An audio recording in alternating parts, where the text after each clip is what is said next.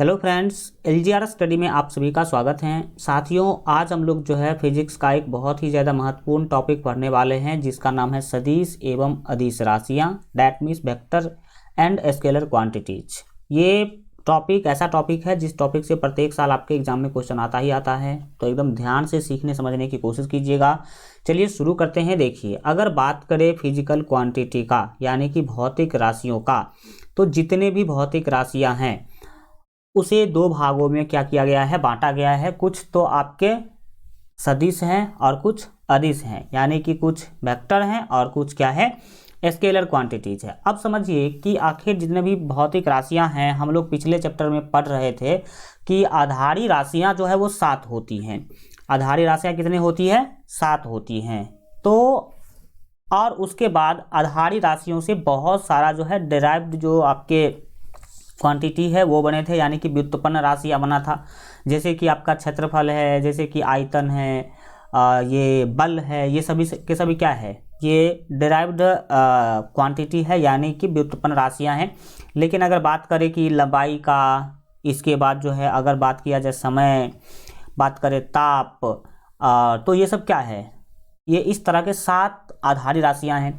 तो इस सब के आधार पर हम आगे बढ़ते हैं और इसको किया गया, जितने भी राशियां थी उसको फिजिक्स में आगे चल करके दो भागों में बांट दिया गया। कुछ को सदिश बोला गया, कुछ को अदिश राशि बोला गया। तो बात करेंगे हम लोग सबसे पहले कि आखिर अदिश किसे कहते हैं और सदिश किसे कहते हैं। तो देखिए, ये तो आपको पता ही है कि भौतिक राशियां जो है, जितने भी फिजिकल क्वांटिटीज है, उसको दो प्रकार में क्या किया गया है, विभाजित किया गया। यानी कि भौतिक राशियां दो प्रकार की होती हैं, जिसमें पहला है सदिश और दूसरा है अदिश। तो चलिए सबसे पहले हम लोग जानते हैं किस चीज़ को, तो अदिश राशियां को, यानी कि स्केलर क्वांटिटीज को जानते हैं कि स्केलर क्वांटिटीज डेट मीन्स अदिश राशियां जो है क्या है।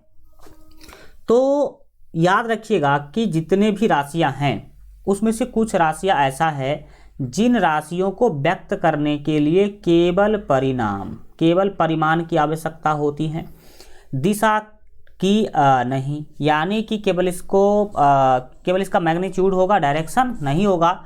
ये राशियां दिशा परिवर्तन के कारण परिवर्तित नहीं होती हैं, यानी कि डायरेक्शन चेंज करने से इस पर कोई भी प्रभाव नहीं पड़ेगा, क्योंकि ये दिशा पर आधारित होती ही नहीं है। इन्हें सदिश राशियां कहते हैं। तो सीधा सीधा आप ये समझने की कोशिश कीजिए कि जिन राशियों को व्यक्त करने के लिए केवल परिमाण, किसका, तो केवल परिमाण की आवश्यकता होती है, दिशा की नहीं, इसमें दिशा की जरूरत नहीं होती है। ये राशियां जो है उसे हम जो है अदिश राशि कहते हैं। और ये राशियां दिशा परिवर्तन के कारण परिवर्तित नहीं होती, डायरेक्शन बदल जाने से उसके मैग्नीट्यूड डेट मीन्स उसके परिणाम पर कोई भी प्रभाव नहीं पड़ता है। अगर बात करें कि अदिश राशि जो है कौन कौन सा है, तो वह है लंबाई, दूरी, द्रव्यमान, क्षेत्रफल, समय, चाल, कार्य, ऊर्जा, दाब, ताप, घनत्व, आयतन, विद्युत धारा। ये सभी के सभी क्या है, तो ये सभी के सभी अदिश राशियां हैं। कई बार तो डायरेक्ट आपके एग्जाम में ये क्वेश्चन ही पूछा गया है कि निम्नलिखित में से कौन अदिश राशियां हैं। तो अगर आप इतने अदिश राशि को याद रखते हैं और आप हमेशा ये ध्यान में रखते हैं कि हाँ ये सब के सब अदिश राशि हैं, तो यहाँ से भी आपके क्वेश्चन क्या हो जाएंगे, बन जाएंगे। अब हम जो है जान रहे हैं कि आप लोग जो है दो चीज़ अभी तक बहुत अच्छा तरीका से नहीं समझ पाए होंगे। एक तो है परिमाण और दूसरा है दिशा, ठीक है। जो कि अदिश राशि है, इसमें केवल परिमाण होती है, इसमें दिशा नहीं होती है। तो हम इस चीज़ों को बहुत ही अच्छा तरीका से समझाने की कोशिश करते हैं कि परिमाण क्या होता है और दिशा जो है क्या होता है। जैसे अगर लंबाई की बात करें तो इसमें केवल परिमाण होता है, इसमें दिशा नहीं होता है, ठीक है। लंबाई जैसे क्या करा जाए, अगर हम आपको दे देंगे कपड़ा, ठीक है, और आपको बोलेंगे मापिए, माप करके आपने बताया कि यह कपड़ा 3 फीट का है। आपने क्या बताया, यह कपड़ा 3 फीट का है। तो ये जो 3 है ना, यही है परिमाण, यही क्या है, परिमाण है। इसमें दिशा का कोई भी डिस्कशन नहीं हुआ। तो सर दिशा का डिस्कशन नहीं हुआ, तो एक ऐसा उदाहरण दीजिए जिसमें दिशा का डिस्कशन हो, यानी कि जिसमें दिशा के बारे में बात किया गया हो, जिसमें किसके बारे में बात किया गया हो, दिशा के बारे में बात किया गया हो। तो देखिए, आप लोग याद रखेंगे कि दूरी जो होता है वो भी अदिश राशि है, यानी कि अगर आप जो है दूरी का बात करें तो आप लोग कहते होंगे 1 किलोमीटर, 2 किलोमीटर, 5 किलोमीटर, कहते हैं कि नहीं कहते? तो 5 किलोमीटर में 5 क्या है? परिमाण है, और इसमें भी कोई दिशा फिक्स नहीं होता है। लेकिन अगर बात करें वहीं विस्थापन का, किसका बात करें?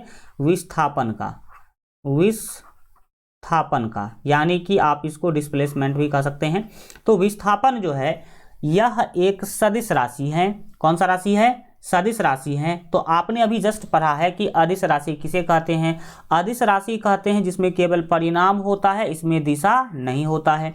तो हम अभी आपको समझाने की कोशिश कर रहे हैं ये सदिश राशि। क्या समझाने की कोशिश कर रहे हैं? सदिश राशि। अगर आप सदिश राशि समझ जाइएगा तो फिर आपको दिशा और जो परिमाण है दोनों का जानकारी मिल जाएगा। तो देखिए, याद रखिएगा कि जो विस्थापन होता है वो सदिश होता है। क्या होता है? वो क्या होता है सर? तो वो होता है सदिश। इसका मतलब ये हुआ कि विस्थापन जो है एक सदिश राशि है। तो याद रखिएगा कि जो अदिश राशि है उसमें केवल परिणाम होता है, और सदिश में परिणाम और प्लस दिशा दोनों चीज होता है। परिणाम और प्लस दिशा दोनों चीज होता है, यानी कि इसमें परिमाण तो होगा ही होगा, साथ साथ दिशा भी होगा।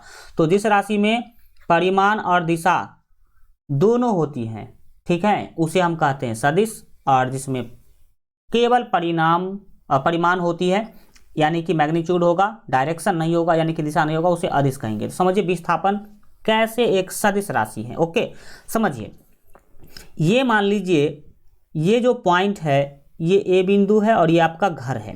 ये आपका क्या है? घर है। ओके, अब और यहाँ पर स्कूल है। यहाँ पर क्या है सर जी? ये स्कूल है। लेकिन यहाँ से यहाँ डायरेक्ट जाने के लिए रास्ता नहीं है। पहले आप क्या करते हैं? आप यहाँ यानी कि स्कूल जाने के लिए सबसे पहला काम क्या करते हैं कि आप पहले जाते हैं इधर की ओर। कहाँ गए? यहाँ गए, बी बिंदु पर, ठीक है। और बी बिंदु के बाद जो है आप फिर यहाँ से एक मिनट देखिएगा। अब बी बिंदु से के बाद यहाँ पर ये मान लीजिए कि सी पर आपका स्कूल था। सी पर क्या था? आपका स्कूल था। यहाँ पर सी बिंदु पर गए, यानी कि रोड जो है पहले ए से बी जाता है, फिर बी से सी की ओर जाता है। तो ए से बी आप गए, मान लीजिए कि ए से बी का जो दूरी है वो था आपका जो है 3 किलोमीटर। ओके, और ये था 5 किलोमीटर। ये कितना था? 5 किलोमीटर था। तो ये तो दूरी है, ये क्या है? दूरी है।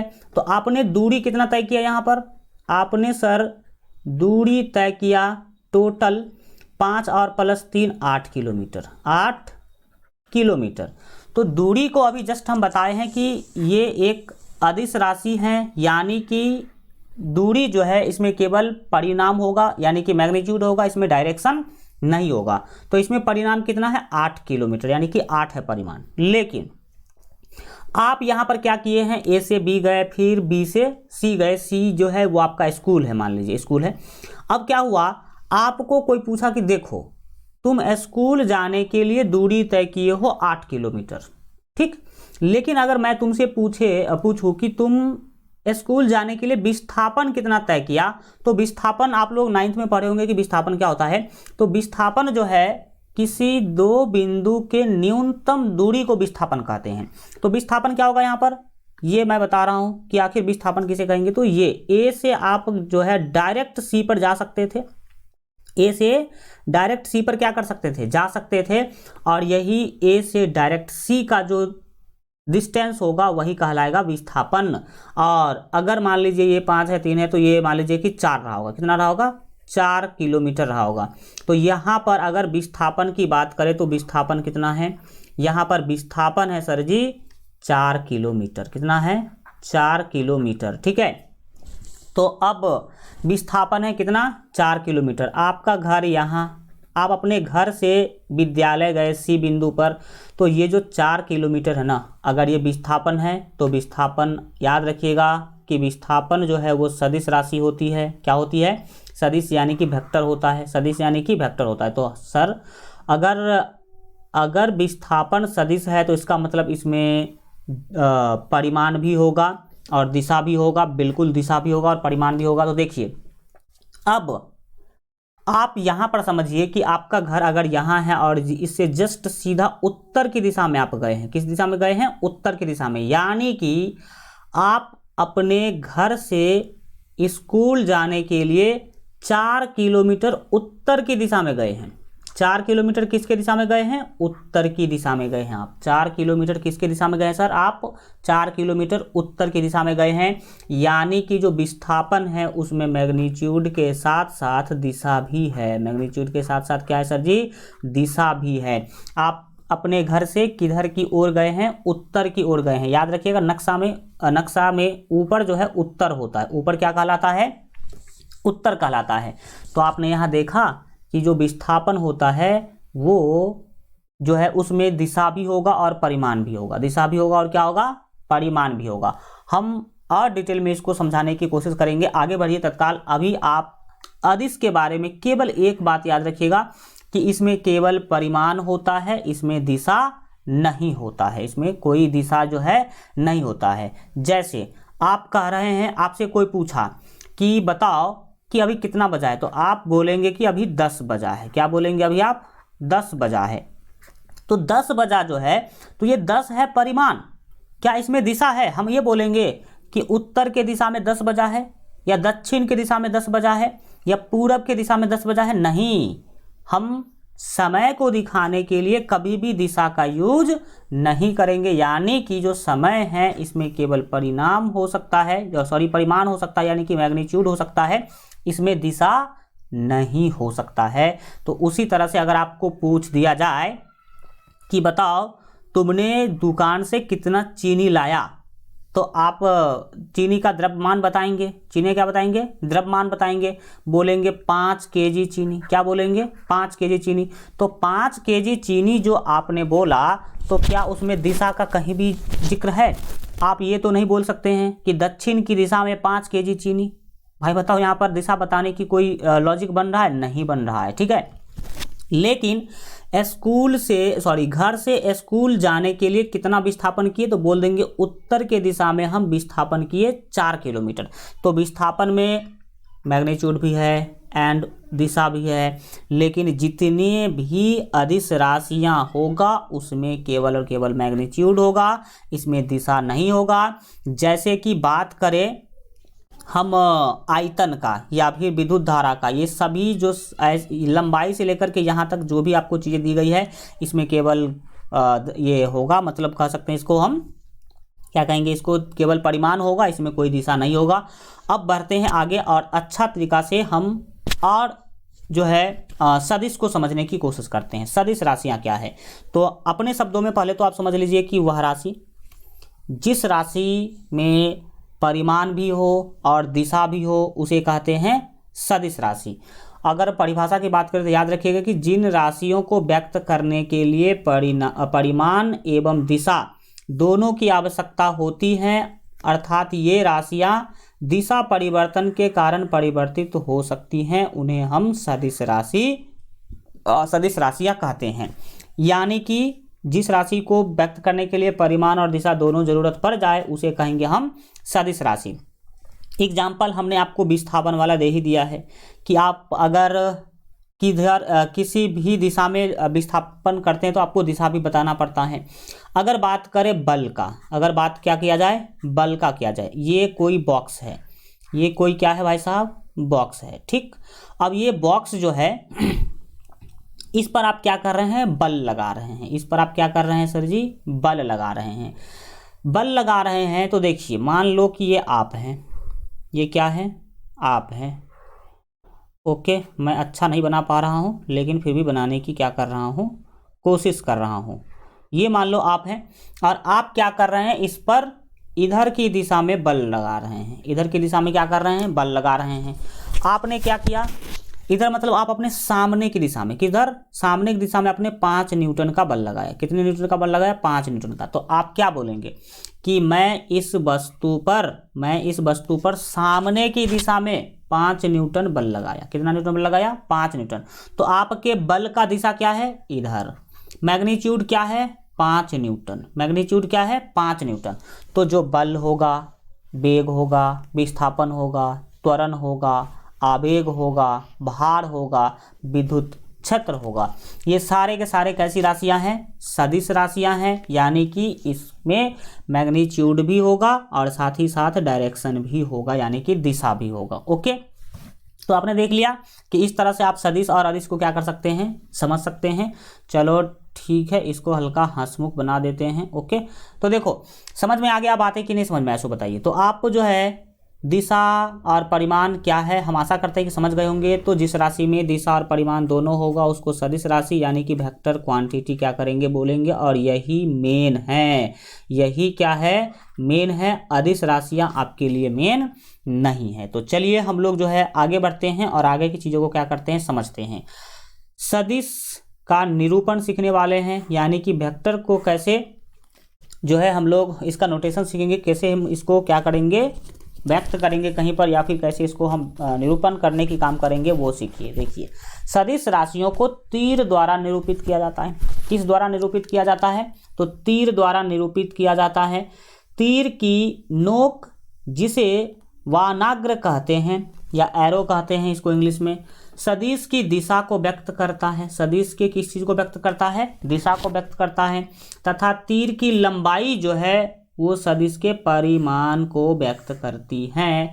सदिश ए को एक मिनट, सदिश ए, अगर कहीं पर आपको सदिश ए को दिखाना तो सदिश ए को आप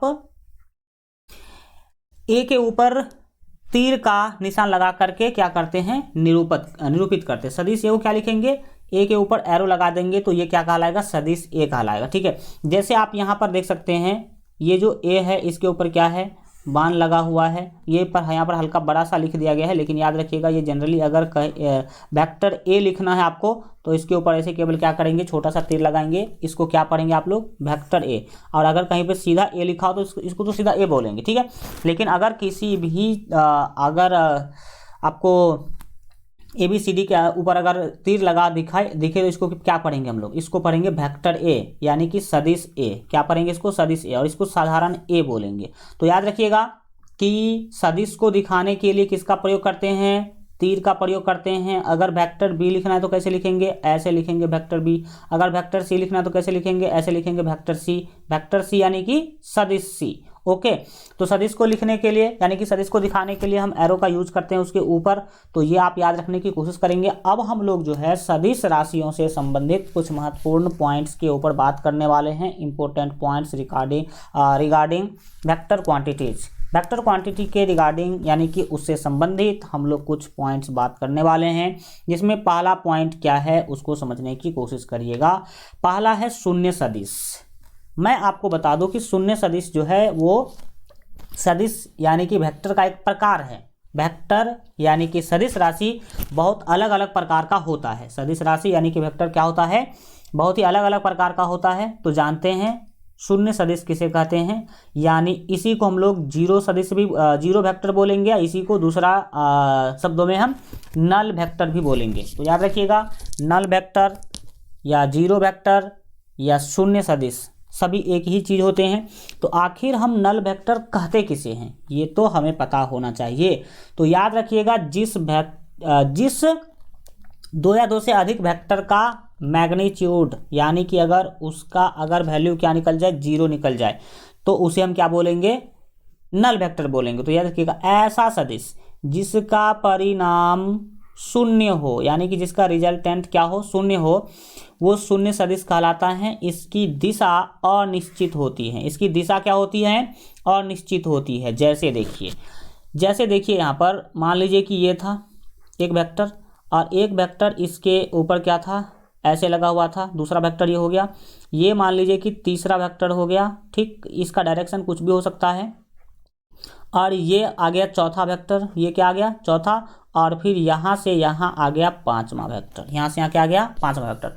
तो ये सभी के सभी जो वेक्टर हैं क्या हो गया, जब कभी भी इस तरह का सिचुएशन बनेगा, यानी कि दो या दो से अधिक वेक्टर जहाँ से शुरू हुआ था फिर वहीं पर जाकर के क्या हो जाएगा, अगर वो रुक जाएगा तो इस तरह का जो वेक्टर है इसका जो परिमाण होगा यानी कि रिजल्टेंट जो है इसका शून्य आएगा। इसका क्या आएगा, रिजल्टेंट शून्य आएगा। तो इस तरह के वेक्टर को क्या बोलेंगे हम लोग, नल वेक्टर बोलेंगे। जब दो या दो से अधिक वेक्टर का टेल पूछ एक दूसरे के साथ क्या हो जाए, मैच कर जाए, मिल जाए। तो अगर बात कर रहे हैं नल वेक्टर के बारे में तो हम लोग यहाँ पर इक्वल वेक्टर का भी बात कर ही लेते हैं। किस वेक्टर का बात, अगर आप इसको एक बोल दें और अगर दूसरा प्रकार को देखा जाए तो याद रखिएगा इक्वल वेक्टर। कौन सा, इक्वल वेक्टर।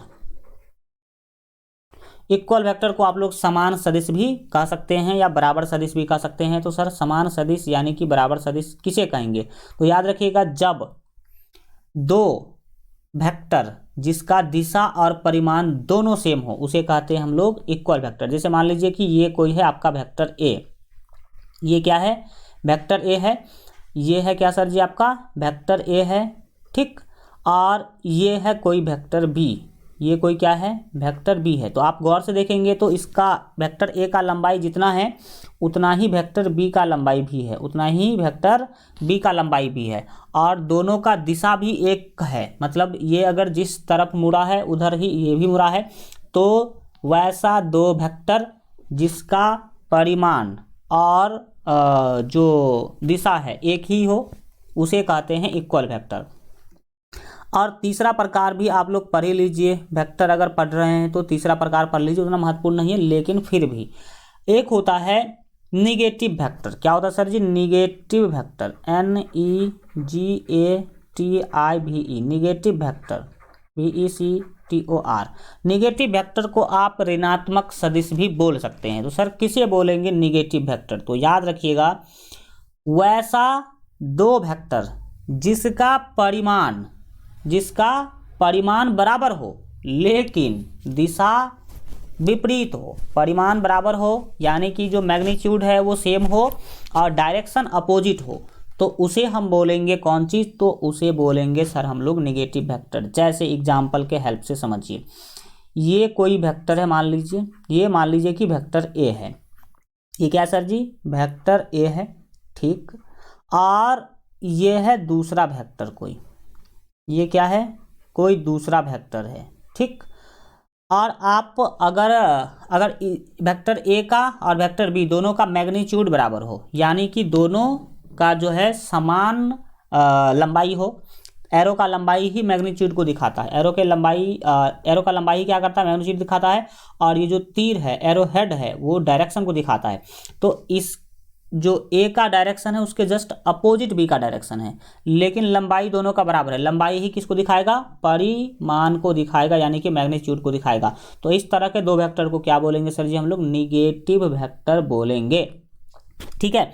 एक होता है, अगर आप बात कर ही रहे हैं तो एक और वेक्टर के बारे में बात कर लीजिए, चौथा नंबर वेक्टर, जिसको हम लोग कहते हैं, है ना, कोलिनियर वेक्टर। क्या कहते हैं, कोलिनियर,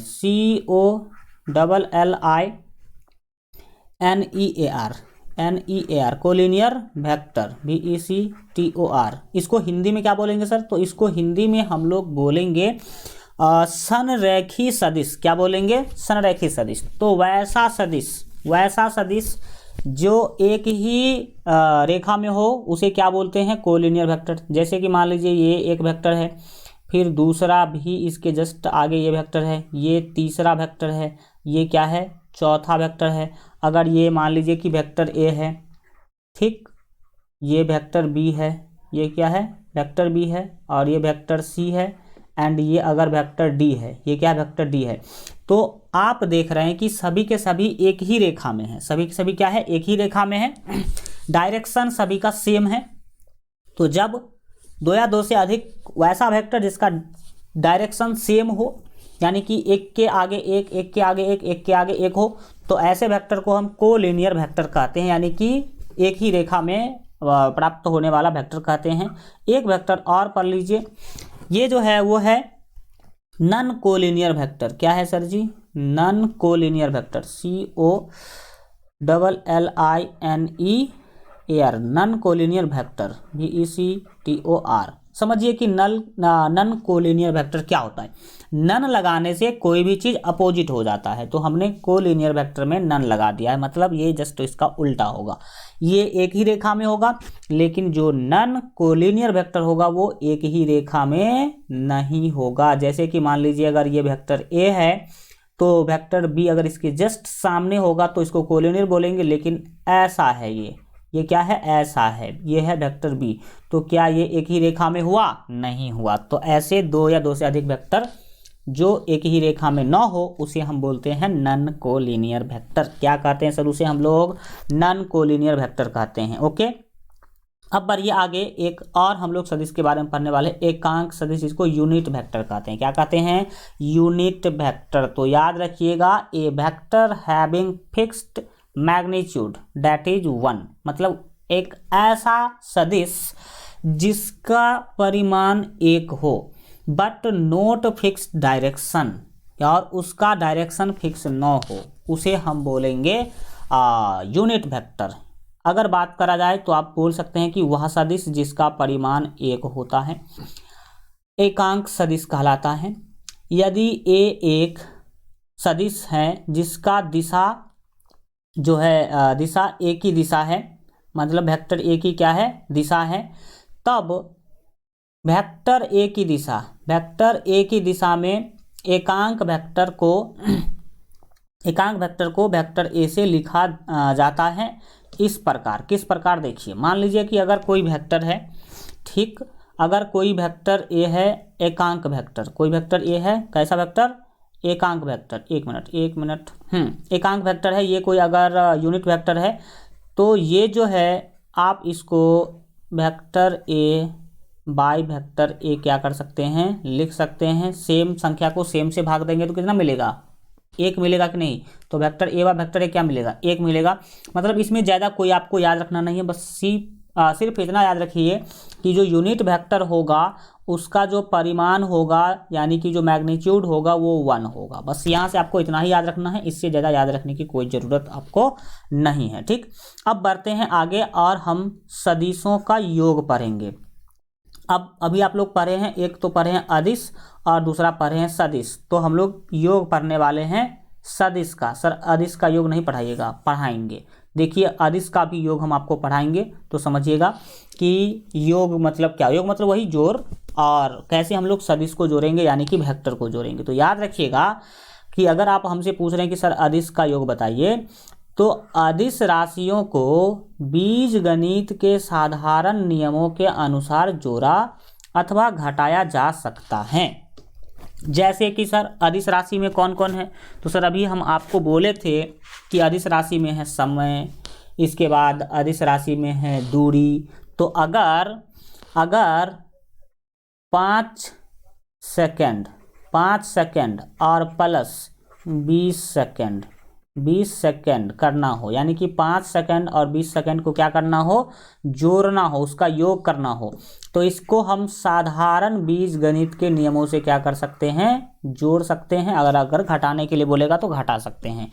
तो सीधा हम साधारण बीज गणित का नियम क्या है, 20 5 25 क्या हो जाएगा, 25 सेकेंड हो जाएगा। तो जितने भी अदिश राशि हैं उसको आप साधारण नियम से क्या कर सकते हैं, जोड़ सकते हैं, जैसा कि आपको यहाँ पर बोला ही गया है। लेकिन याद रखिएगा कि सदिश राशियों को बीज गणित के साधारण नियमों के अनुसार जोड़ा अथवा घटाया नहीं जा सकता है, जोड़ा अथवा घटाया नहीं जा सकता है। तो सर कैसे जोड़ेंगे और कैसे घटाएंगे सदिश को, ये बताइए। तो चलिए हम लोग जानते हैं कि सदिश को कैसे जोड़ेंगे और कैसे घटाएंगे। उससे पहले कुछ महत्वपूर्ण बात हम आपको बता देना चाहते हैं। याद रखिएगा कि यदि दोनों सदिश, अगर वेक्टर ए तथा वेक्टर बी एक ही दिशा में हो, मान लीजिए यहाँ पर अब बात समझना शुरू कर ही दिए हैं, तो समझने की आप लोग भी पूरा ध्यान से फोकस कीजिएगा। अगर मान लीजिए कि कोई 2 वेक्टर है, कोई क्या है 2 वेक्टर है, जैसे कि मान लीजिए कि ये है एक वेक्टर, ठीक, ये वेक्टर ए है, ये क्या है, वेक्टर ए है, मान लीजिए, छोटा या बड़ा किसी से भी आप क्या कर सकते हैं, दिखा सकते हैं इसको। और एक और वेक्टर है, एक और क्या है, वेक्टर है, ये वेक्टर बी है, मान लीजिए ये वेक्टर बी है। तो इसने क्या बोला कि यदि दोनों सदिश, यानी कि 2 वेक्टर, अगर एक ए है दूसरा बी है, एक ही दिशा में है, दोनों, जैसा कि हमने आप देखा कि एक ही दिशा में रखे हैं, तो दोनों सदिश का जो योग है वो वेक्टर आर कहलाएगा। और यानी कि दोनों का जो योग है, इस दोनों को जोड़ेंगे तो रिजल्टेंट वेक्टर जो है वो vector A plus vector B मिलेगा। वेक्टर ए प्लस वेक्टर क्या होगा, बी मिलेगा।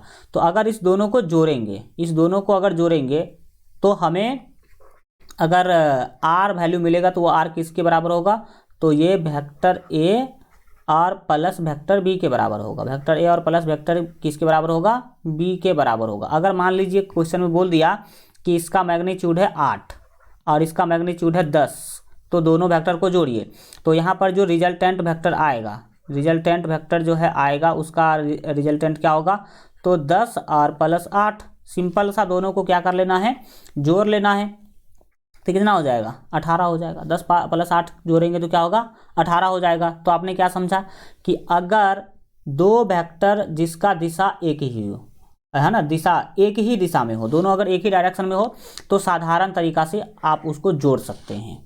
इस स्थिति में आप उसको साधारण तरीका से जोड़ सकते हैं। लेकिन और यहाँ पर आगे बढ़िए, होगा और यदि सदिश बी सदिश ए के विपरीत दिशा में है, तो जो है दोनों सदिश का जो योग है वो a माइनस बी कहलाएगा। क्या कहलाएगा, a माइनस बी। जैसे कि मान लीजिए कि ये है सदिश a, ये क्या है, सदिश a है और इसका मैग्नीट्यूड है मान लीजिए कि 12, इसका मैग्नीट्यूड कितना है, 12 है। और कोई सदिश b है, कोई सदिश क्या है, b है, जो इधर की डायरेक्शन में है, और ये सदिश b जो है इसका मैग्नीट्यूड है मान लीजिए कि 8। मैग्नीट्यूड दैट मीन्स इसका जो परिमाण है वो है 8। तो इस दोनों को जोड़ने के लिए बोलेगा तो कैसे जोड़ेंगे, तो इस दोनों को जब जोड़िएगा तो जो रिजल्टेंट वेक्टर मिलेगा, यहाँ पर सभी पर एरो होना चाहिए। टाइपिंग में एरो नहीं दिया गया है क्योंकि एरो देने में दिक्कत आते रहता है, ठीक है। तो इस पर सभी पर एरो होना चाहिए। तो जो रिजल्टेंट वेक्टर मिलेगा, यानी इस दोनों को जोड़ने के बाद जो रिजल्टेंट वेक्टर मिलेगा वो क्या होगा, 12 माइनस 8 होगा। क्यों यहाँ पर घटाए इसीलिए क्योंकि यहाँ पर डायरेक्शन क्या है, अपोजिट है। ये जा रहा है इधर की डायरेक्शन में, ये जा रहा है इधर की डायरेक्शन में। तो जब कभी भी डायरेक्शन अलग अलग होगा, डायरेक्ट अपोजिट होगा, विपरीत होगा, डायरेक्शन क्या हो, विपरीत हो, तो हम घटाएंगे। जोड़ने के लिए बोलेगा लेकिन हम करेंगे क्या, घटा देंगे, और वही जो है ये 4 जो है इसका रिजल्टेंट वेक्टर होगा। लेकिन डायरेक्शन सेम होगा, डायरेक्शन दो वेक्टर का क्या हो, सेम हो, और तब जोड़ने के लिए बोले तो दोनों को जोड़ेंगे, और अगर डायरेक्शन अलग हो, जोड़ने के लिए बोलेगा तो हम घटाएंगे, उल्टा काम करेंगे, ठीक है। तो ये तो आपने देख लिया कि डायरेक्शन सेम होगा तो जोड़ेंगे, डायरेक्शन अलग अलग होगा तो घटाएंगे।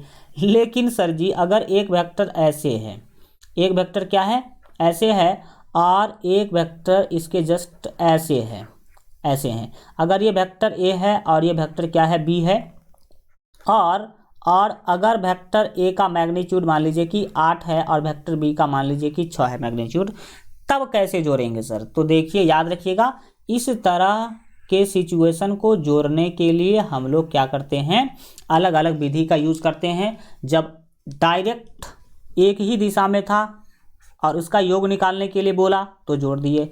अगर अपोजिट दिशा में था यानी कि विपरीत दिशा में था, दोनों का रिजल्टेंट वेक्टर निकालने के लिए बोला यानी कि जोड़ने के लिए बोला, तो हमने घटा दिया। हमने क्या कर दिया, घटा दिया। और अगर इस तरह का सिचुएशन होगा, कैसा सिचुएशन, वेक्टर ए जो है अब वेक्टर बी के साथ इस तरह का सिचुएशन बनाएगा, तो कैसा सिचुएशन होगा, मतलब तो कैसा हम तो तब इसको हम कैसे जोड़ेंगे, आइए इसके ऊपर क्या करते हैं हम लोग बात करते हैं। लेकिन उस पर बात करने से पहले हम लोग क्या करते हैं, एक एग्जाम्पल देते हैं आपको, अपोजिट डायरेक्शन वाला, सेम डायरेक्शन वाला, और जैसा कि हमने आपको ऐसा वाला डायरेक्शन दिया है इस दोनों का। अभी हम आपको क्या बोले हैं कि जो बल होता है, कौन चीज़, जो बल होता है वो वेक्टर क्वांटिटी होता है, यानी कि सदिश राशि होता है। तो मान लीजिए कि ये कोई बॉक्स है, ये कोई क्या है, बॉक्स है, ये कोई क्या सर जी, बॉक्स है। इस बॉक्स पर दो आदमी बल लगा रहा है, दो आदमी क्या कर रहा है, बल लगा रहा है। एक आदमी जो है ऊपर से बल लगा रहा है और एक नीचे से बल लगा रहा है, लेकिन दोनों का डायरेक्शन सेम है, दोनों का डायरेक्शन क्या है, सेम है। मान लीजिए कि ये आदमी ए है और ये आदमी क्या है, बी है। आदमी ए जो है 8 न्यूटन का बल लगा रहा है, कितने न्यूटन का बल लगा रहा है, 8 न्यूटन का। आदमी बी 5 न्यूटन का बल लगा रहा है। तो ये 8 न्यूटन क्या है, एक वेक्टर है, और 5 न्यूटन क्या है, एक वेक्टर है, क्योंकि जो बल है वो तो वेक्टर क्वांटिटी होता है। तो बताइए कि इस बॉडी पर, ये जो बॉडी है मान लीजिए कोई बॉक्स है, तो इस बॉक्स पर कुल कितना न्यूटन बल लगा। तो सर आप अभी जस्ट बताए हैं कि अगर दो वेक्टर एक ही दिशा में हो तो उसका जो रिजल्टेंट होता है वो दोनों को जोड़ करके होता है। तो यहाँ पर जो हमें रिजल्टेंट वेक्टर मिलेगा, यानी कि रिजल्ट जो मिलेगा, रिजल्टेंट वेक्टर, इस दोनों का परिणामी वेक्टर जो मिलेगा वो 8 + 5, 8 5 कितना, तो 8 5 हो गया सर जी आपका 13 न्यूटन बल लग रहा है। अगर हमने आपको पूछा कि बताओ इस बॉडी पर कुल कितना बल लग रहा है, तो इधर की दिशा में कितना न्यूटन, इधर की दिशा में 13 न्यूटन बल लग रहा है। लेकिन अगर वहीं पर मैं दूसरा एग्जाम्पल आपको देने की कोशिश करूं, यहाँ पर जैसे मान लीजिए कि ये कोई बॉडी है, इस बॉडी पर एक व्यक्ति तो इधर से बल लगा रहा है, मान लीजिए कि व्यक्ति ए जो है इधर की ओर 8 न्यूटन बल लगा रहा है। कितना न्यूटन, 8 न्यूटन। और व्यक्ति बी जो है इधर से इस बार व्यक्ति बी 5 न्यूटन का बल लगा रहा है। कितने न्यूटन का, 5 न्यूटन का। अब मैंने आपसे पूछा कि बताओ इस बॉडी पर कुल कितना बल लग रहा है, तो आप क्या बताएंगे। देखिए इधर से जो 5 न्यूटन बल लगाया जा रहा है, 8 न्यूटन, और इधर से 5 न्यूटन बल लगाया जा रहा है, 5 न्यूटन बल लगाया जा रहा है। तो इधर वाला 5 न्यूटन बल जाकर के इधर वाले को क्या करेगा, 5 न्यूटन को न्यूट्रल कर देगा, और इधर जो है मतलब इसके 5 न्यूटन बल को क्या कर देगा, ये ख़त्म कर देगा। तो जो रिजल्टेंट बल है इधर की दिशा में लगेगा, कितना न्यूटन लगेगा, मात्र 3 न्यूटन का बल इधर की दिशा में लगेगा। क्यों, क्योंकि 8 ये तो लगा रहा है, लेकिन इधर से ये 5 को कम कर दे रहा है। तो जो रिजल्टेंट वेक्टर होगा यहाँ पर कैसे निकालेंगे रिजल्टेंट वेक्टर, रिजल्ट निकालने के लिए हम क्या करेंगे, 8 में से 5 घटाएंगे। क्यों, क्योंकि हम लगा तो 8 रहे हैं, लेकिन फिर वो इधर वाला जो व्यक्ति है वो 5 न्यूटन बल को तो फिर न्यूट्रल कर दे रहा है, क्योंकि 5 न्यूटन बल इधर से लगा दे रहा है, तो मेरा 5 न्यूटन तो खत्म हो जा रहा है। तो रिजल्ट में यानी कि परिणाम जो है कितना मुझे मिल रहा है, 3 ही देखने को मिल रहा है। तो यहाँ से हमें वही पता चला कि अगर कोई दो वेक्टर सेम दिशा में हो तो उसका योग सेम जोड़ देंगे। अगर कोई दो वेक्टर विपरीत दिशा में हो और उसका रिजल्टेंट वेक्टर निकालने के लिए बोले, परिणामी सदिश निकालने के लिए बोले, तो हम घटाएंगे। और जब कभी भी सर मान लीजिए ये कोई बॉडी था, आप मान लीजिए कि ये कोई क्या था, बॉडी था, ठीक है। इस बॉडी पर कोई व्यक्ति आया और इधर की ओर बल लगा दिया, इधर की ओर बल लगा दिया 8 न्यूटन, और कोई क्या कर दिया, इधर की ओर बल लगा दिया, कितना, इधर की ओर बल लगा दिया 5 न्यूटन। मतलब आप इधर धक्का दे रहे हैं और कोई व्यक्ति उसको ऊपर उठाने की कोशिश कर रही है, तो खींचातानी होगा। तो सर किधर की ओर रिजल्टेंट फोर्स लगेगा, तो रिजल्टेंट फोर्स लगेगा आपका जो है इधर की तरफ। किधर की तरफ, इधर की डायरेक्शन में रिजल्टेंट फोर्स लगेगा। तो अब हम लोग इसी वाले सिचुएशन को सीखने वाले हैं। किस वाले सिचुएशन को, कि जब कभी भी ऐसा सिचुएशन हो, कोई इधर बल लगा रहा हो, कोई उधर बल लगा रहा हो, यानी कि ऐसा वाला सिचुएशन, दो अगर वेक्टर जो है इस तरह से जुड़ा हो, दो वेक्टर क्या हो, दो वेक्टर के बीच इस तरह का कोण बन रहा हो। जब ये अपोजिट दिशा में था तो सीख लिए, सेम दिशा में था तो सीख लिया, और जब इस दिशा में ऐसा अगर सिचुएशन हो तो कैसे जोड़ेंगे वेक्टर को, उसको चलिए अब हम लोग क्या करते हैं, सीखते हैं। तो एक बात यहाँ पर याद रखिएगा, ये तो चित्र हम बनाए कि सिखा ही दे, कई बार आपको सदिश मिलता है। तो आपने क्या देखा कि अगर हाँ, अब एक मिनट, इसको समझने से पहले हम इसको समझेंगे, यहाँ पर कुछ जो बाकी है उसको समझेंगे। ओके, यहाँ पर देखिए, तो a + b कब होगा और a - b कब होगा वो समझ गए आप लोग। याद रखिएगा सदिशों के योग के 2 नियम हैं। सदिश राशि को जोड़ने का जो नियम है वो कितना नियम है, 2 नियम है। सदिश राशि को यानी कि वेक्टर क्वांटिटी को जोड़ने का कितना नियम है, 2 नियम है। एक तो है ट्रायंगल लॉ ऑफ एडिशन और एक है पैरेललोग्राम लॉ ऑफ एडिशन। तो चलिए हम लोग अब समझते हैं। याद रखिएगा कि सदिशों के योग के 2 नियम जो है वो किस कंडीशन के लिए है, ऐसा वाला कंडीशन के लिए है। अगर 2 सदिश त्रिभुज बना रहा हो, अगर इसको हम मिला देंगे तो क्या बनेगा, त्रिभुज बनेगा ना। यानी कि जब 2 सदिश अगर इस तरीका से क्या हो, जुड़ा हो, एक के हेड पर दूसरे का अगर टेल हो, यानी कि दूसरे का पूंछ हो, तो कैसे इसको जोड़ेंगे, उसी के लिए दो नियम बनाए गए हैं। अब देखो यहाँ पर, अभी हम आपको बता रहे हैं पूरा डिटेल, मगर अगर सीखना है तो डिटेल में ही सीखिए। अगर एक वेक्टर ऐसे है और दूसरा वेक्टर ऐसे है, मान लीजिए ये जो है ये वेक्टर ए है और ये क्या है, वेक्टर बी है, ये वेक्टर बी है। तो इधर की ओर कुछ बल लग रहा होगा, इधर की ओर कुछ बल लग रहा होगा। तो अब अगर आपसे पूछा जाए कि बताओ अगर दो वेक्टर इस तरह से जुड़ा हुआ है तो इसका जो रिजल्टेंट वेक्टर होगा, जो परिणामी जो सदिश होगा वो कितना होगा, तो हम उसी को निकालेंगे इस दो नियम से। लेकिन दो वेक्टर जो है इस तरह से सिचुएशन हो ही सकता है और कभी कभी ऐसे भी हो सकता है। मान लो एक वेक्टर जा रहा है इधर की दिशा में और एक वेक्टर जा रहा है इधर की दिशा में, तो कैसे होगा? तो यहाँ पर दो वेक्टर जब एक दूसरे से सटा होगा तो सटा स्थिति दो प्रकार का हो सकता है। ये है एक वेक्टर ए और अगर ये वेक्टर बी है, तो अगर दो वेक्टर सटेगा तो दो तरीका से सट सकता है। पहला तरीका क्या है? पहला तरीका ये हो सकता है कि वेक्टर ए का जो एरो है वो वेक्टर बी के टेल यानी कि पूंछ से जुड़ जाएगा, जैसा कि यहाँ पर आपको दिख रहा है। एक का हेड दूसरे के पूंछ से जुड़ रहा है और दूसरा कंडीशन ऐसा हो सकता है कि दोनों का पूंछ ही जुड़ जाए। दोनों का क्या जुड़ जाए? पूंछ जुड़ जाए। दोनों का क्या जुड़ जाए? पूंछ जुड़ जाए। देखिए दोनों का हेड आगे की ओर है और टेल यानी कि दोनों का एक जगह पे है। तो ये कंडीशन 1 जो है इसके लिए अलग लॉ से हम जोड़ने की कोशिश करेंगे और इसको अलग लॉ से जोड़ने की कोशिश करी जाती है। दो नियम यहाँ पर बोला कि नहीं, सदिशों के योग के दो नियम हैं।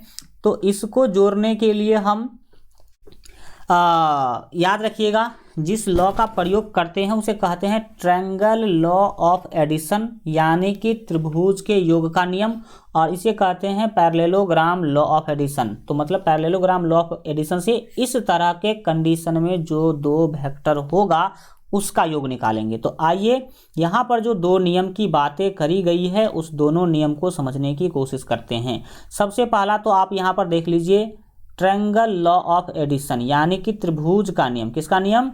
त्रिभुज का नियम। तो त्रिभुज का नियम कब लगेगा? हम आपको बता ही चुके हैं कि जब दो वेक्टर इस तरह से जुड़ा हो कि एक का हेड दूसरे के टेल से सट रहा हो, एक का हेड दूसरे के टेल से क्या हो रहा, सट रहा हो, तब हम इस नियम का प्रयोग करेंगे। यहाँ पर हमने लिख भी दिया है कि इसे सिर पूंछ का नियम भी कहा जाता है। क्यों? क्योंकि जब एक का सिर दूसरे के पूंछ से जुड़ा होता है तब इस नियम का प्रयोग करते हैं। तब क्या करते हैं? इस नियम का प्रयोग करते हैं। तो त्रिभुज का जो नियम है यानी कि ट्रायंगल लॉ ऑफ एडिशन जो है इसको हम सिर पूंछ का नियम भी कहते हैं, क्योंकि इसमें एक का सिर दूसरे के पूंछ से जुड़ता रहता है। याद रखिएगा जिसमें एक सदिश के सिर पर, देखो जैसे अगर वेक्टर ए की बात करें, अगर ये वेक्टर ए है और ये अगर वेक्टर बी है, तो वेक्टर ए के सिर पर क्या हो रहा है? दूसरे की पूंछ इस प्रकार रखते हैं कि उसकी दिशा अपरिवर्तित रहे। तो दूसरे का पूंछ हम क्या करे हैं? यहाँ पर सटा दिए हैं। इसका दिशा इधर है और इसका दिशा इधर है, अपरिवर्तित दिशा अपरिवर्तित रहे, और हमें दोनों सदिशों का एक परिणाम सदिश मिलता है। इस दोनों को अगर जोड़ेंगे तो इसका एक परिणामी सदिश मिलेगा, जैसा कि हम आपको चित्र में दिखाए हैं। तो चित्र में जो ए है तथा बी दो सदिशों का परिणामी सदिश हैं आर। इस दोनों का परिणामी सदिश क्या होगा? आर होगा। तो आइए हम दिखाते हैं कि क्या ए है, क्या बी है और क्या आर है। तो देखिएगा अभी आप समझने की कोशिश कीजिएगा। मान लीजिए कि अगर ये था कोई वेक्टर ए, ये क्या है सर जी? मैं बता रहा हूँ, ये अगर मान लीजिए कोई वेक्टर ए है, ओके, अगर ये वेक्टर ए है और इस पर ऐसे कोई वेक्टर बी है, ऐसे कोई क्या है? वेक्टर बी लगा हुआ है, ठीक। तो यहाँ पर कौन सा लॉ लगेगा? तो यहाँ पर लगेगा सर त्रिभुज वाला नियम। क्यों? क्योंकि त्रिभुज वाला नियम उस टाइम लगता है जब एक का जो पूंछ है वो दूसरे के सिर से जुड़ा हुआ है। तो देखो सिर से पूंछ क्या हुआ है? जुड़ा हुआ है। अब इसका रिजल्टेंट वेक्टर जो है वो किधर की ओर होगा? तो इसका रिजल्टेंट वेक्टर आप इसको मिला दीजिए। आप इसको क्या कर दीजिए? मिला दीजिए। तो ये जो रेड वाला है वही कहलाएगा रिजल्टेंट वेक्टर। वही क्या कहलाएगा? रिजल्टेंट वेक्टर कहलाएगा, परिणामी सदिश कहलाएगा। क्या कहलाएगा? परिणामी सदिश कहलाएगा। तो याद रखिएगा, यहाँ पर हमने देखा, यहाँ पर देखो एरो लगना चाहिए, सब पर एरो लगना चाहिए, क्योंकि यहाँ पर टाइपिंग में हल्का दिक्कत आता रहता है। तो दिए गए चित्र में, यहाँ पर दिए गए चित्र में वेक्टर ए तथा वेक्टर बी को सदिशों का परिणामी सदिश आर है। इस ए और बी का जो परिणामी सदिश है यानी कि रिजल्ट वेक्टर जो है वो कौन है?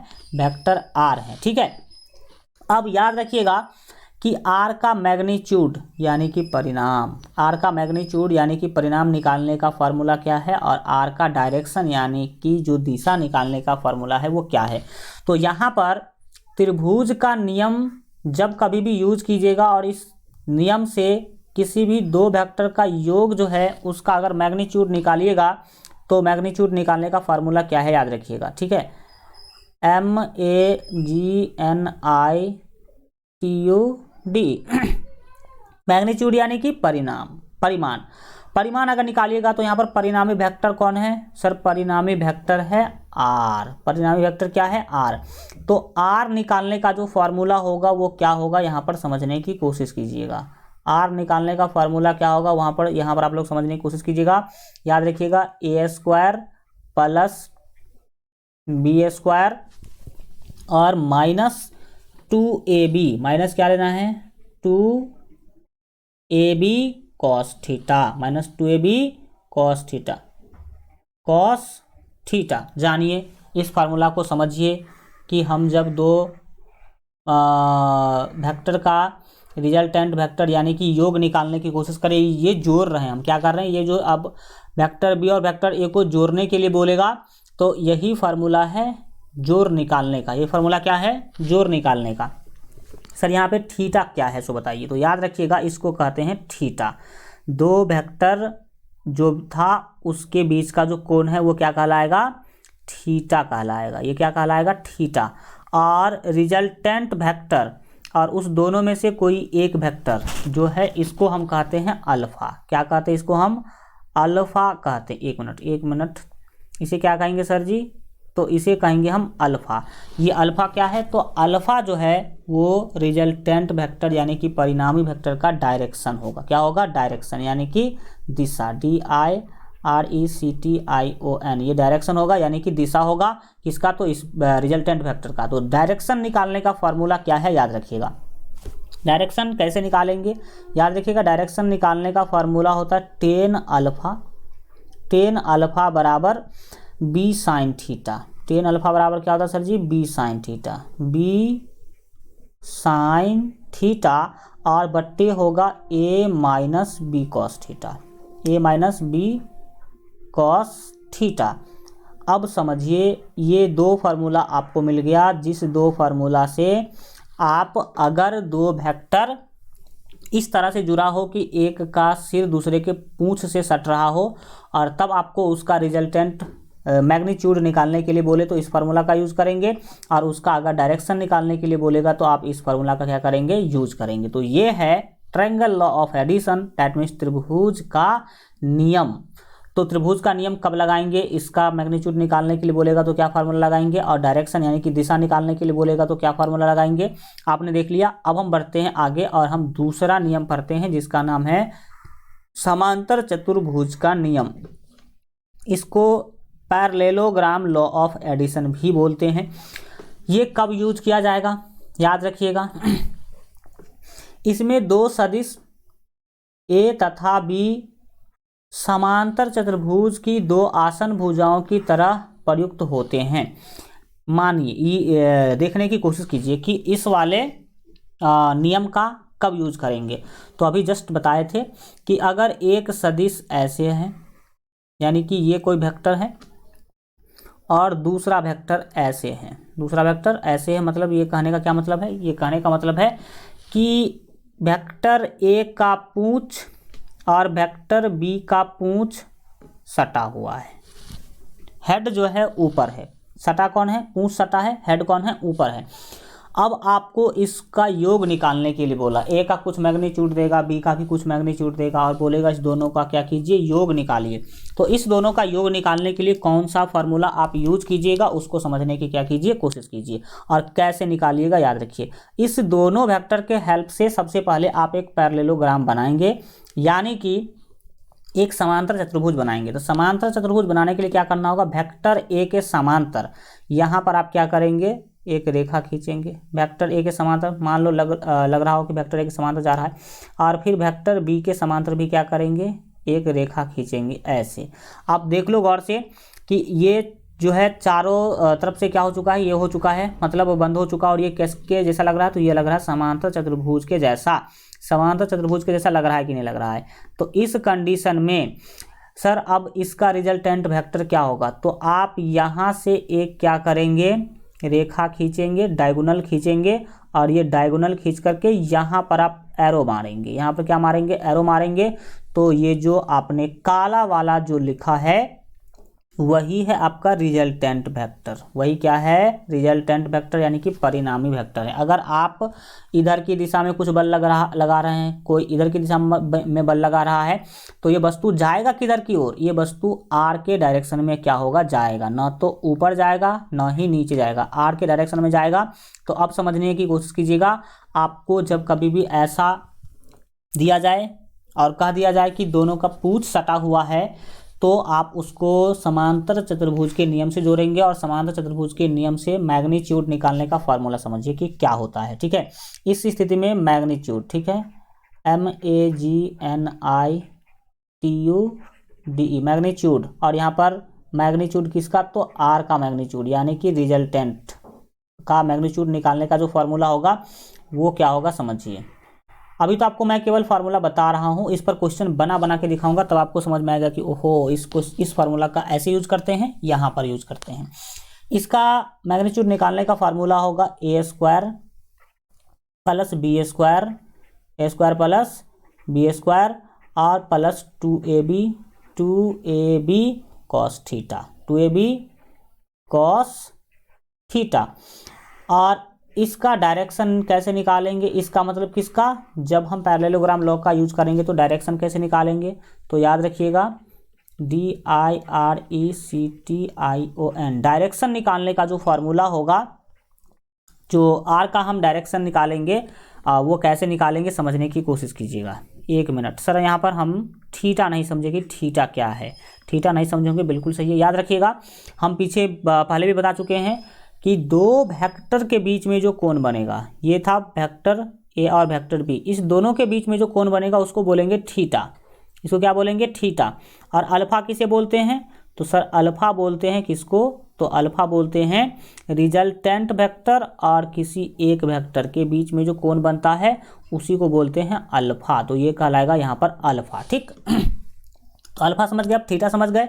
तो जब कभी भी आपको डायरेक्शन निकालना हो तो डायरेक्शन निकालने के लिए फार्मूला इस वाले विधि में क्या होगा, तो tan अल्फा बराबर b साइन थीटा, और बट्टे में क्या होगा sir, a plus B cos theta, a plus B cos theta होगा। इस वाले फार्मूला से आप डायरेक्शन निकालेंगे। सर आप बता रहे हैं केवल निकालेंगे, तो आप टेंशन मत लीजिए। आपको अगर ये फार्मूला आप भी समझ में नहीं आ रहा हो तो हम आपको क्या करेंगे, डायरेक्शन निकाल के बताएंगे। क्वेश्चन जब बनाएंगे तो इस फार्मूला का वहाँ पर यूज होगा। आप गौर से देखेंगे तो आपको पता चलेगा कि डायरेक्शन निकालने का फार्मूला इस वाले नियम में भी तो b साइन थीटा बट्टा a minus B cos theta था, बिल्कुल ठीक। यहाँ पर माइनस था, यहाँ पर क्या था, बीच में माइनस था, और यहाँ भी क्या था, माइनस था। आप यहाँ पर गौर से देखेंगे तो त्रिभुज वाले नियम में, लेकिन जब आप पैरेललोग्राम लॉ में आएंगे तो दोनों जगह पर प्लस हो गया, और बस प्लस और माइनस का ही क्या है, अंतर है, बाकी सब कुछ क्या है, सेम है। अब यहाँ पर वही चीज़ें हम आपको बता दिए हैं कि कब क्या होगा कब क्या नहीं होगा। ये याद रखिएगा, सारणी में थीटा पर आर की निर्भरता की कुछ विशेष परिस्थितियां दिखाई गई है। अगर याद रखिएगा थीटा का वैल्यू अगर 90 डिग्री हो, थीटा का वैल्यू कितना डिग्री हो, 90 डिग्री हो, तो रिजल्टेंट वेक्टर का जो मैग्नीट्यूड है वो 0 होगा और इसको शून्य वेक्टर बोलेंगे, यानी कि 0 वेक्टर बोलेंगे इसको। और अगर थीटा 180 डिग्री हो तो a माइनस बी यानी कि न्यूनतम फोर्स लगेगा, जैसा कि हम आपको बताए भी थे। अगर ऐसा डायरेक्शन होगा तो दोनों को सेम जोड़ेंगे, और अगर डायरेक्शन अपोजिट होगा, डायरेक्शन क्या होगा, अपोजिट होगा, तो दोनों को घटाएंगे। तो दोनों को क्या करेंगे, घटाएंगे। तो याद रखिएगा थीटा अगर 0 हो, अब यहाँ पर इस स्थिति में थीटा क्या होगा, 0 डिग्री होगा। यहाँ पर थीटा होगा 0 डिग्री, क्योंकि दोनों एक ही डायरेक्शन में है तो दोनों के बीच में कोई थीटा बन ही नहीं रहा है, तो थीटा तो इस दोनों के बीच में 0 डिग्री है। लेकिन इस दोनों के बीच में थीटा कितना डिग्री है, सॉरी, इस दोनों के जो बीच में है वो अगर देखा जाए तो थीटा 180 डिग्री है। ये इधर जा रहा है और ये इधर जा रहा है, तो इस स्थिति में थीटा हो जाएगा 180 डिग्री। तो यहाँ पर a माइनस बी करेंगे और रिजल्टेंट निकालने के लिए। और जब कभी भी ऐसा हो, एक ऐसा जा रहा हो और एक सीधा ऐसा जा रहा हो, तो यहाँ पर कितना डिग्री बना, 90 डिग्री। तो जब कभी भी 90 डिग्री बनेगा तो याद रखिएगा उस टाइम पर भी रिजल्टेंट क्या होगा, उस टाइम पर रिजल्टेंट 0 होगा। उस टाइम पर रिजल्टेंट क्या होगा, 0 होगा। तो ये 3 वैल्यू हैं जिसको आप याद रखने की कोशिश करेंगे। सीधा याद रखिएगा कि थीटा अगर 90 डिग्री होगा तो रिजल्टेंट होगा 0, थीटा अगर 180 डिग्री होगा तो a माइनस बी करके हम निकालेंगे रिजल्टेंट, थीटा 0 डिग्री होगा तो a प्लस बी करके रिजल्टेंट हम क्या करेंगे, निकालेंगे। तो इसमें जो कंसेप्ट वाला चीज़ें हैं, हमने ज़्यादा टाइम दे करके एक एक चीज़ों को तोड़ करके समझाने का कोशिश किया है। अगर आपको कुछ समझने में दिक्कत है अभी फिर भी, तो एक बार क्लास को शुरू से अंत तक फिर से देखिएगा, तो और अच्छा तरीका से आपको डिटेल में क्या हो जाएगा, समझ में आ जाएगा। वैसे हमने पूरा डिटेल में समझाने की कोशिश किया और इससे ज़्यादा आपको कुछ भी समझना नहीं है। अगले क्लास में हम लोग इस टॉपिक से रिलेटेड क्या करेंगे, क्वेश्चन करेंगे। थैंक यू सो मच, मिलेंगे अगले क्लास में। Good bye.